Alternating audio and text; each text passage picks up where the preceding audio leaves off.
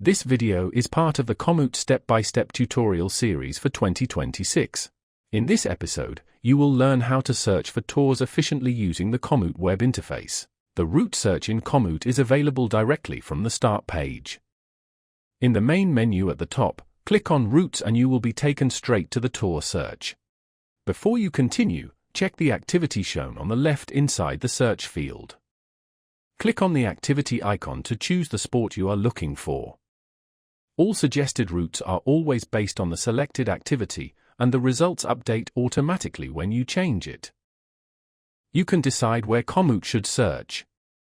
By default, Komoot searches around your current location. You immediately see tour suggestions near you on the map, along with a results list on the left. You can also set the search location manually. Click directly on the map to place a pin, and the tour search will start from that point. If no results are shown, simply increase the search radius. Another option is to use the search field in the upper left corner. Enter a place or a city, select it, and Komoot will search in the surrounding area of that location. Here as well, the search radius can be adjusted at any time. You can also move the map manually. When you change the visible map area, a large orange button appears at the bottom, labeled Search this area. Clicking this button starts a new tour search for the currently visible map section. Komoot always works with a search radius. The smaller the radius, the more manageable the results list becomes. If there are still too many routes, you can refine the results using the filters above the map. Here, you can filter the tours based on your preferences. One example is scenery and nature. As soon as you select a filter, you can immediately see whether the number of available tours decreases. Confirm the selection using the dark green button. The same principle applies to all other filters. Each filter button shows how many criteria are active. Active filters are highlighted in orange and display the number of selected options. Filtering by distance and duration is especially useful. Sliders allow you to define the range your tour should fall within. The narrower the range, the fewer tours remain. A bar chart also shows how many tours are available within each range.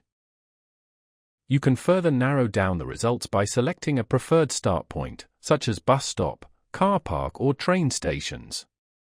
This reduces the selection even more. On the far right, you can clear all filters at any time. Once the search is sufficiently refined, choosing a suitable tour becomes much easier. You can now select a route either from the list on the left or directly from the map. Clicking on a route opens a preview window. At the top, you see preview images of the route. Clicking on them allows you to view the latest photos, follow the complete route from start to finish, check the trail view, and see what the area looks like at this time of year. Using the arrow above, you can return to the overview at any time.